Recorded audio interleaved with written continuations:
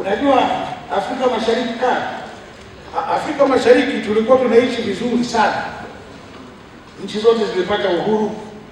Alafu jirani zetu Uganda, kwa bahati mbaya, jeshi la nchi hiyo lilipindua serikali. Akaja afande mmoja anaitwa Afande Idi Amin Dada wa Uganda. Sasa naogopa kuwaingilia bwana historia, lakini kuna mambo mengine nadhani ndio mipango yaende hivyo, sio? Viongozi waasisi wa nchi hizi, marehemu Mzee Kenyatta wa Kenya, marehemu Milton Obote wa Uganda, na marehemu Mwalimu Nyerere wa Tanzania walikuwa marafiki na walikuwa wanafahamiana. Kwa hiyo mmoja alipopinduliwa na jeshi lake walikuwa bado ni marafiki. Sasa nadhani kwa nia njema na kwa masikitiko makubwa, yule alipopinduliwa akawa hana mahali pa kwenda. Mwalimu Nyerere akamwambia karibu Tanzania.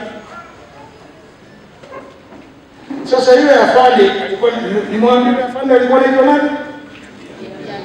Yule afande akamwambia Mzee Nyerere, huyo mtu mlimpindua, mbona unakaa naye hapo, mnafanya naye nini? Unaona yalipoanzia. Mzee Nyerere akamwambia, sasa si umeshampindua, mwache sasa astaafu kwa amani, niko naye hapa sana sana kula ugali na dagaa. Lakini yule uhakika akawa hana,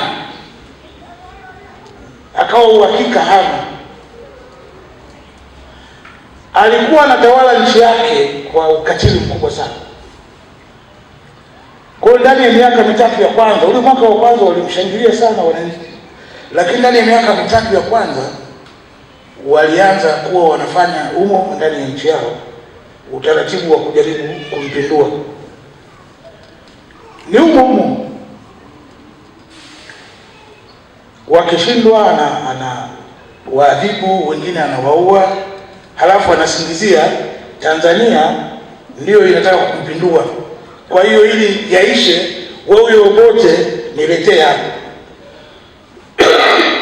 Hivi kama wewe unajua mtu ni muuaji,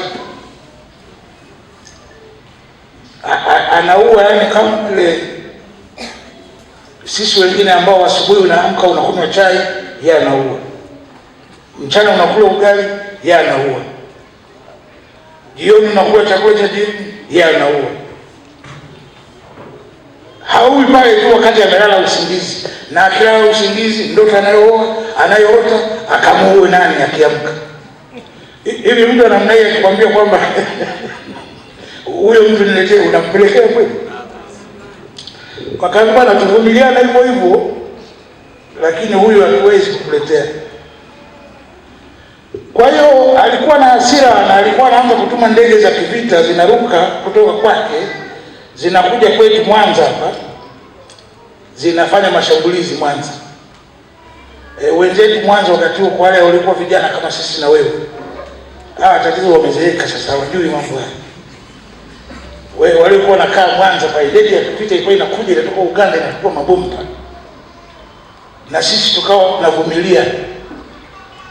Mzee Nyerere akawa anavumilia. Wakati fulani waziri wa mambo ya nje alikuwa mstaafu, mzee wetu Salim Ahmed Salim alimtuma Uganda kwenda kumwambia, bana, hatuna tatizo na wewe bana, ila kwamba tukuletee huyu mtu huku hilo ndio haliwezekana. Lakini kwamba sisi tunakuletea chokotoko, sisi tunakubali yaishi.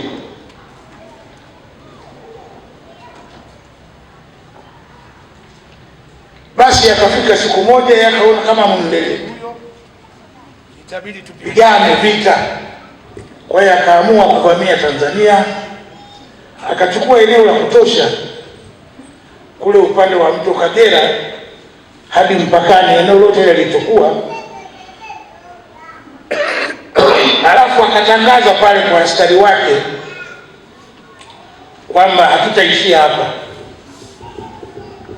Hili zoezi halitaishia hapa.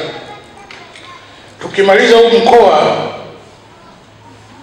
ulikuwa unaitwa wakati huo mkoa wa Ziwa Magharibi, siku hizi unaitwa mkoa wa Kagera kwa heshima ya vita hii, kumbukumbu. Tutachukua na Mwanza, tutachukua na Mara, kutoka Mara tutachukua Arusha, tutachukua Kilimanjaro na Tanga, ili Uganda sasa iwe inapata bandari. Sasa ugomvi ulikuwa ule Obote apelekewe akamuue. Sasa kavamia nchi, anataka achukue upande wote mpaka apate na bandari. Sasa pale ndio Mzee Nyerere sasa pale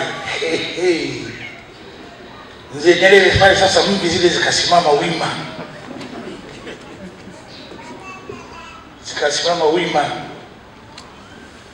na taarifa zilikuja